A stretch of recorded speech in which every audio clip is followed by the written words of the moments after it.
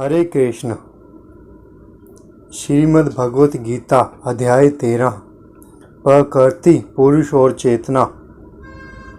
अर्जुन उवाच प्रकृतिं पुरुषं चैव क्षेत्रं क्षेत्रज्ञमेव च एतद्वन्दी तुमच्छामि ज्ञानं ज्ञा च केशव। श्री भगवानुवाच इदं शरीरं गोतन्य क्षेत्रमित्यभिधीयते एतद्धो वेति तं प्राहुः क्षेत्रज्ञेति तद्धिदद। अर्जुन ने कहा, है कृष्ण, मैं प्रकृति एवं पुरुष, क्षेत्र एवं क्षेत्रज्ञ तथा ज्ञान एवं ज्ञेय के विषय में जानने का इच्छुक हूँ। श्री भगवान ने कहा, है कुंती पुत्र, यह शरीर क्षेत्र कहलाता है और इस क्षेत्र को जानने वाला क्षेत्रज्ञ कहलाता है। क्षेत्रज्ञं चापि चापि माम विद्धि सर्वतेषु भारत। क्षेत्र क्षेत्रज्ञयो ज्ञानम यत् ज्ञानम मत्तम मम। है भरतवंशी, तुम्हें ज्ञात होना चाहिए कि मैं भी समस्त शरीरों में ज्ञाता भी हूँ और इस शरीर तथा इसके ज्ञाता को जान लेना ज्ञान कहलाता है, ऐसा मेरा मत है। तत्क्षेत्रम यशच यादकी कच यद्वी कारी यत सच यत सच यो यत प्रभाव सच तत् समासेन मैं शृणु।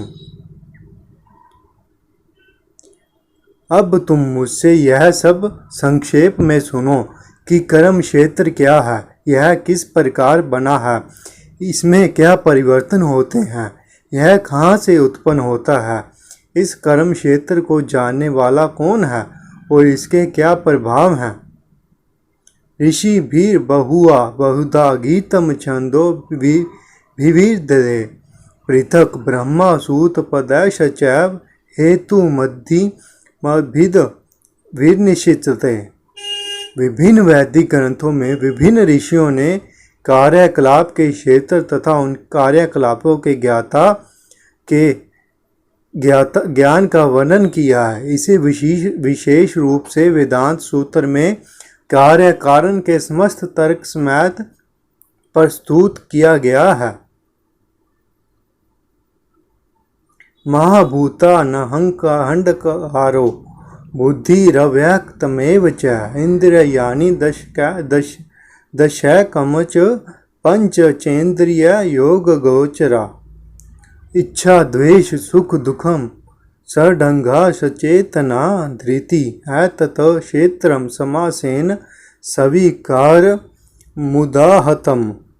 पंच महाभूत अहंकार बुद्धि अव्यक्त दसों इंद्रियां तथा मन पांच इंद्रिया विषय इच्छा द्वेष सुख दुख संघात जीवन के लक्षण तथा धैर्य, इन सब को संक्षेप में कर्म का क्षेत्र तथा उसकी अंत क्रियाएं कहा जाता है। अमानितम मद भी भतमहिंसा शांति राजवम आचार्योपासनम शौचम सयर्थमात्म विनिग्रह इंद्रिय याथेषु वैराग्य मन अहंकार एवच जन्म मृत्यु जरा व्याधि दुख दोषानुदर्शनम आसक्ति नभि विषडंग पुत्राग्रह्यादिषु नित्यं च समचित निष्ठो पप्तिषु मयि चाने योगेन भक्तिरव्यभिचारिणी। विभक्त देश सेवी मरतैर्जन ना संसदि अध्यात्म ज्ञान नित्या यम तत्व ज्ञानार्थ दर्शनम ऐत ज्ञान मिति परोक्त म ज्ञानम यदतो अन्यथा।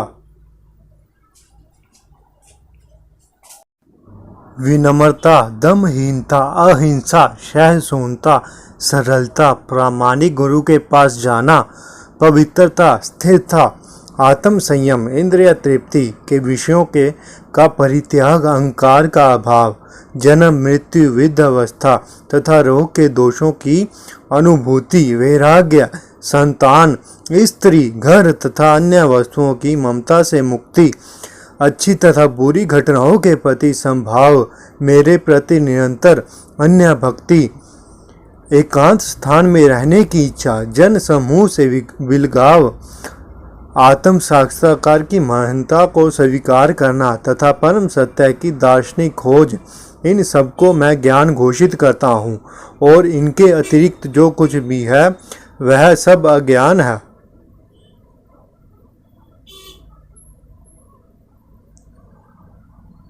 ज्ञेयं यत् परवक्ष्यामि यज्ञातवमामृत मश्नुते अनादि मत परम ब्रह्मा न सत न सदुच्यते। अब मैं तुम्हें ज्ञेय के विषय में बतलाऊंगा, जिसे जानकर तुम नित्य ब्रह्मा का आस्वादन कर सकोगे।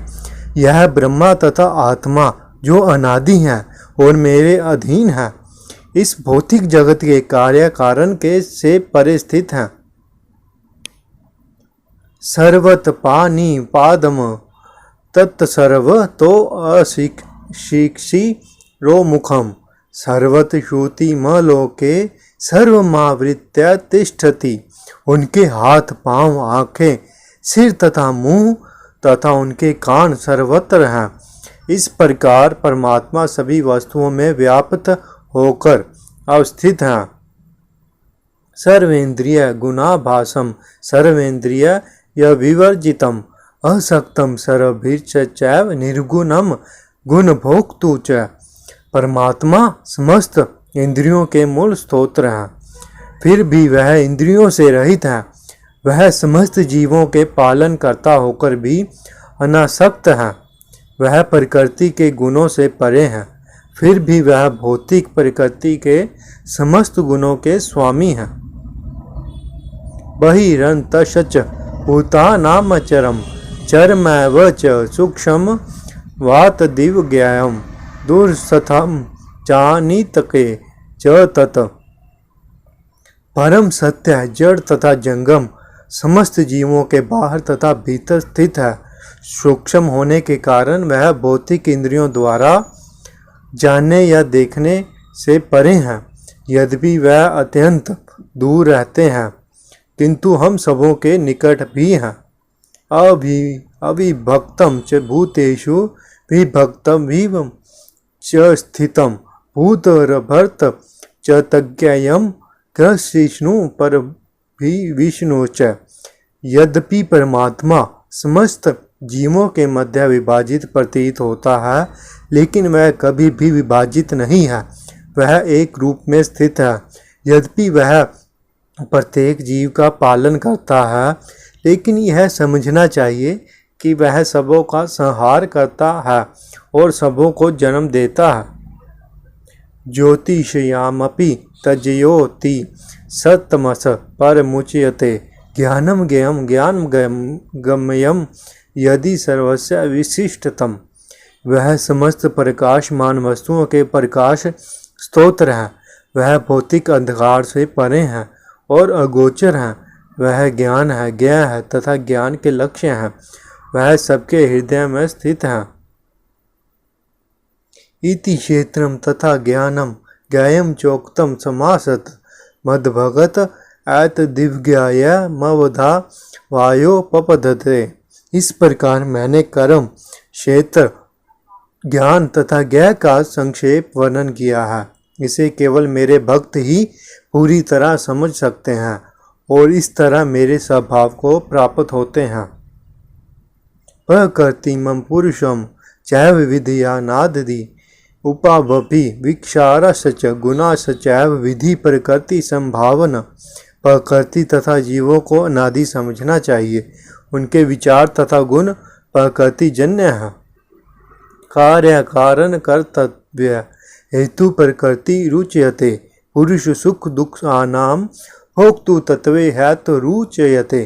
प्रकृति समस्त भौतिक कारणों तथा कार्यों की हेतु कही जाती है और जीव इस संसार में विविध सुख दुख के भोग का कारण कहा जाता है। पुरुष प्रकृति स्थो ही गुणक्ते प्रकृति जान गुणान कारणम गुण संडोगस्य सदसंधो निजन्मसु। इस प्रकार जीव प्रकृति के तीनों गुणों का भोग करता हुआ प्रकृति में ही जीवन बिताता है। यह उस प्रकृति के साथ उसकी संगति के कारण है। इस तरह से उसे उत्तम तथा अधम योनियां मिलती रहती हैं। उपद्रष्टा नुमंता च भर्ता भोक्ता महेश्वर परमात्मेति चापयुक्तो देहि असीम न पुरुष पर। तो भी इस शरीर में एक अन्य दिव्य भोक्ता है जो ईश्वर है, परम स्वामी है और साक्षी तथा अनुमति देने वाले के रूप में विद्वान है और जो परमात्मा कहलाता है। यह एवं वेति पुरुषम प्रकृतिम च गुणे सह सर्वथा वर्तमानो अपि न स भूयो अभिजायते। जो व्यक्ति प्रकृति जीव तथा प्रकृति के गुणों की अंत क्रिया से संबंधित इस विचारधारा को समझ लेता है, उसे मुक्ति की प्राप्ति सुनिश्चित है। उसकी वर्तमान स्थिति चाहे जो जैसी हो, यहाँ पर उसका पुनर्जन्म नहीं होता। ध्यानात्मनि पश्यन्ति केचिदात्मान मात्मना अन्य सांख्यन योगेन कर्म योगेन चापरे। कुछ लोग परमात्मा को ध्यान के द्वारा अपने भीतर देखते हैं तो दूसरे लोग ज्ञान के अनुशीलन द्वारा, और कुछ ऐसे हैं जो निष्काम कर्म योग द्वारा देखते हैं। अन्य तव में जनात्नंत श्रुत्वा न या भया उपासते ते अपि चातिरंत यैव मृत्यु में श्रुति परायणा। ऐसे भी लोग हैं जो यद्यपि आध्यात्मिक ज्ञान से अवगत नहीं होते पर अन्यों से परम पुरुष के विषय में सुनकर उनकी पूजा करने लगते हैं। यह लोग भी प्रामाणिक पुरुषों से श्रवण करने की मनोवृत्ति होने के कारण जन्म तथा मृत्यु के पथ को पार कर सकते हैं। यावत सज्जायते किंचित सत्वम स्थावर जडंगम क्षेत्र क्षेत्र संयोग विधि। भरतशब है भरतवंशियों में श्रेष्ठ, यह जान लो कि चर तथा अचर जो भी तुम्हें अस्तित्व में दिख रहा है वह कर्म क्षेत्र तथा क्षेत्र के ज्ञाता का संयोग मात्र है। सम सर्वेषु भूतेषु तिष्ठन्तं परमेश्वरं विनयसी सवनि विनश्यन्तं च पश्यन्ति स पश्यन्ति। जो परमात्मा को समस्त शरीरों में आत्मा के साथ देखता है और जो समझता है कि इस नश्वर शरीर के भीतर ना तो आत्मा ना ही परमात्मा कभी भी विनिष्ट होता है, वही वास्तव में देखता है। समम पश्यन्हि सर्वत्र समवस्थित ईश्वरम न हिंसतायात्मनामात्मनम ततो याति पराम गति। जो व्यक्ति परमात्मा को सर्वत्र तथा प्रत्येक जीव में समान रूप से वर्तमान देखता है वह अपने मन के द्वारा अपने आप को भ्रष्ट नहीं करता। इस प्रकार वह दिव्य गंतव्य को प्राप्त होता है। प्रकृति यैव च कर्माणि क्रियमाणानि सर्वश यह पश्यन्ति तथा मान कर्तारम स पश्यन्ति। जो यह देखता है कि सारे कार्य शरीर द्वारा संपन्न किए जाते हैं जिनकी उत्पत्ति प्रकृति से हुई है, और जो देखता है कि आत्मा कुछ भी नहीं करता वही यथार्थ में देखता है। यदा भूत पृथगम भावे भाव में कृथम मनु पश्यन्ति ततैव च विस्तारम ब्रह्मा संपदते तदा।